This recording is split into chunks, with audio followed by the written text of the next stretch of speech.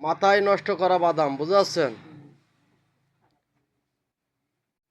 খাবেন মজা পাবেন, না খাইলে মজা পাবেন না। ডান কালে দেবেন বা কালে মজা, আর বা কালে দিলে ডান কালে মজা। চাচি খালে চাচা খুশি, মামা খালে মামি খুশি। ভাবিক নিদায় দেবেন, ভাবি খুব খুশি হবে। আর যারা প্রেম করেছেন প্রেমিকাকে দেবেন, আরো খুশি হবে। আর লোকে দেবেন বান্ধবীকে, সাথে খাবেন আপনি, মজা পাবেন ঝাল মশলা, তার সাথে বাদাম। এক বস্তা বাদাম ভাজেছি, কালকে বাউট খেলা আছে।